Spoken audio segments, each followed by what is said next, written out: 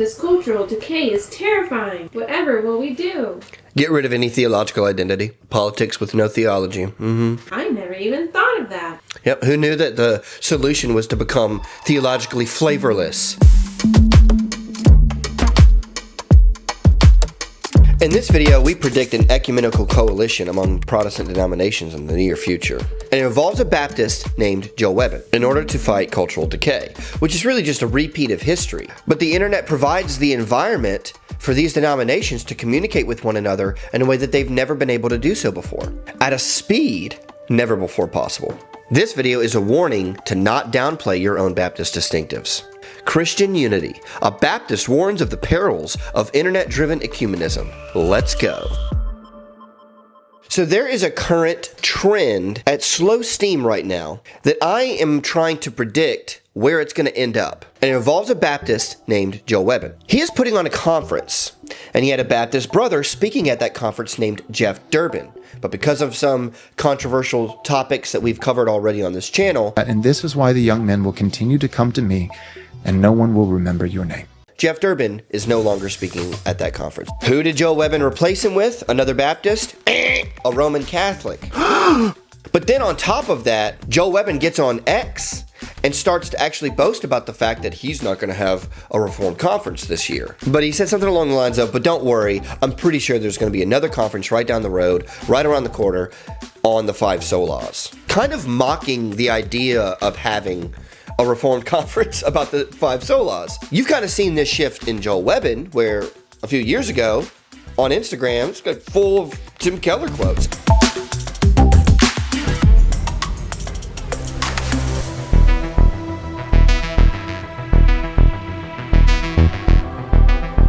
And now as time has gone on, slowly emphasizing Reformed theology less and less, now to the point of almost boasting about the fact that at this conference, it's not going to be Reformed. We have Joel Webbon joining us, pastor of Covenant Bible Church in Texas and president of Right Response Ministries. Joel, thank you for taking the time to come on the show.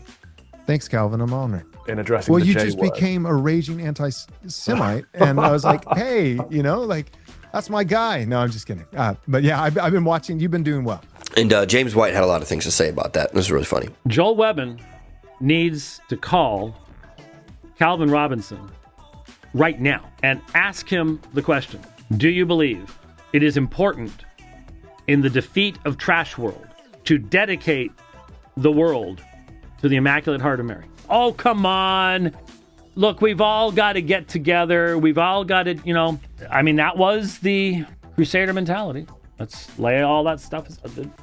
Defend Christendom. Maybe they will. I don't know. Why is it James White thinks he can gatekeep someone else's event? Does he hold a monopoly in the Reformed space? No. Now, this is really just what I think is happening is that there is an identification of cultural decay around us, and so therefore we have to unite ecumenically as cross denominations in order to fight this issue. Is that going to help defeat Trashworld? And if you say, well, it's not my personal view, but hey, we just need to get everybody together, then you've told us what you need to tell us. Let us pray a rosary for our Reformed brethren, particularly the ones who have been launching vitriolic attacks this week, that Our Lady may intercede and through her Immaculate Heart lead them to the Lord. It was well known that Calvin Robinson had these views. In fact, he's also said stuff along the lines about how much he hates Baptists and non-denominational Christians. When you see people dumping their apologetic methodology to accomplish political stuff, you know what's going on. That aversion towards pragmatism on the Lord's Day in worship, which was right, became a general aversion towards all forms of pragmatism Monday through Saturday as well. And because a lot of people hate Joel because he addresses the Jews, he addresses the topic of the Jews, which is just a taboo amongst Christians these days. Yeah. He took a lot of stick for inviting me. So the people were using me as a stick to beat Joel with. So they were angry that I was going because I worship Mary. James White obsesses on my tweet. And look, the guy's a bit of a boomer. Did you see the video that someone posted of me? They put my face on a little baby who was having a crying fit and stuff like that? Okay. I've actually covered this already on my channel. It was the very first video I ever posted. I covered the Presbyterian controversy of the 1920s. I know that what was going on at that time involved an attempt to create theological, religious stability culturally, societally, after the war. The fundamentalist response among conservatives was not just among evangelicals. There were even Catholics. Darrell Hart said elsewhere, this is really Christian nationalism. I actually called this ecumenical fundamentalism. It's really not ecumenical to come at me and say, you must not be sectarian and separatist.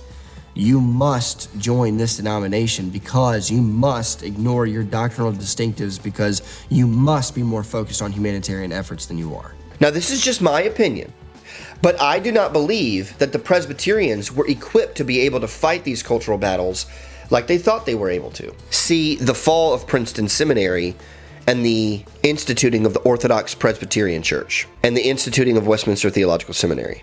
This hierarchical structure got corrupt from the top down.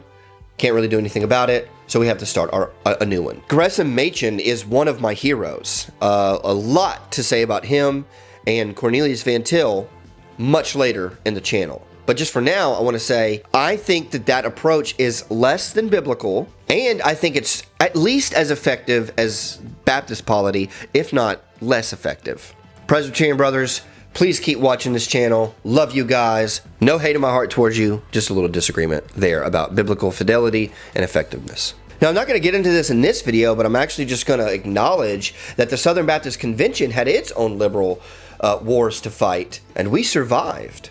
The house is being robbed. Its very walls are being digged down. We cannot hold the inspiration of the word and yet reject it. And that is because, like I referenced in a previous video, of this democratic circulating power that's able to spin through the culture so that when liberals get into our denomination, we can vote them out. So I want to look under the hood even more at the substance of Baptist identity in the 17th century. So in the 17th century, you had the English state church, and they were breaching everybody's consciences and locking people up in prison if they didn't read the Book of Common Prayer on their Lord's Day service. It was an old town dungeon.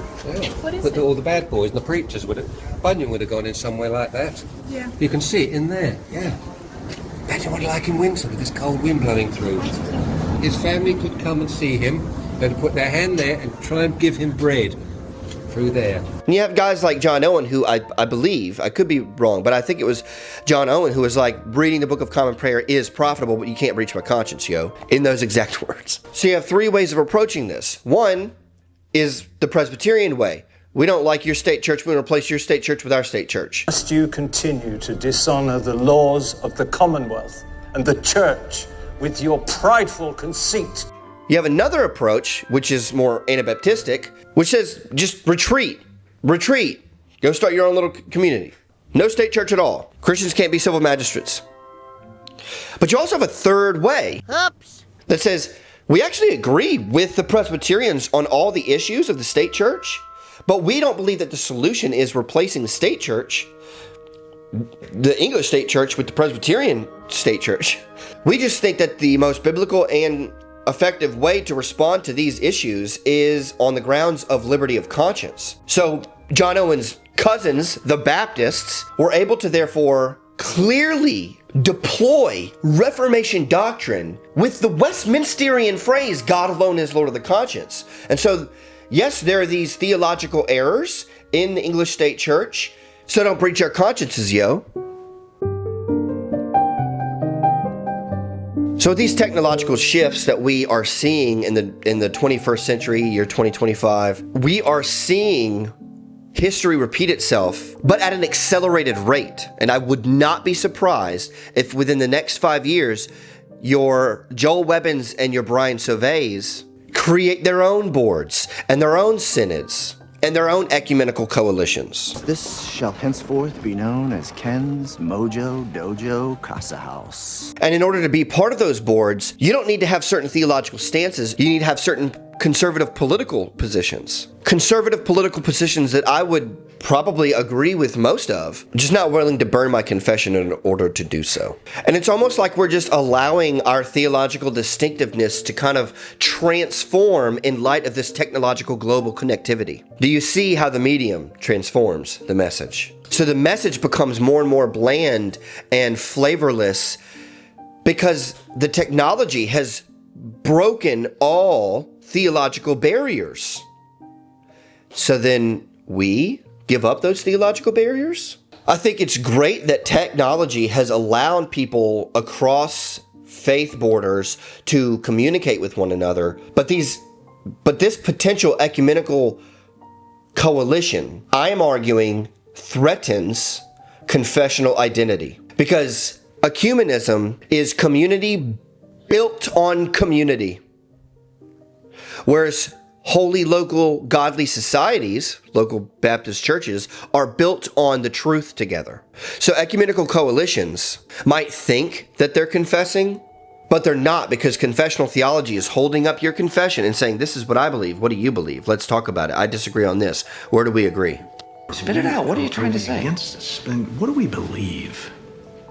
What do we believe? It's an actual theological conversation, and that's productive, and that's confessional theology. But ecumenical coalitions, for the express purpose of political and societal stability, I argue is a step away from biblical confessionalism. Well, you might say, well, I just disagree with the Baptist conception of confession. Well, that's fine. I could be wrong. I'm not, but I could be. You know, that's just like your opinion. But if you are a Baptist, joining an ecumenical coalition in this way for this reason is, in my opinion, dishonoring our Baptist heritage. We have the potential to lose our identity, to lose our mission, because we're more concerned about cultural dominance instead of personal conversion and spiritual autonomy, more concerned about societal regeneration than individual regeneration. So, if we want to address cultural decay, we can. I would say that it is unwise to not address cultural decay, which I would love to do, but I have to talk about some of these things before I get there. Because my point is, we can talk about those things, but we can't sacrifice or compromise our theological identity to do so. We must stay Baptist, my friends.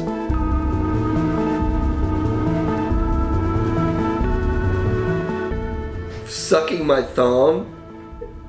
That's funny. No! I can't do that!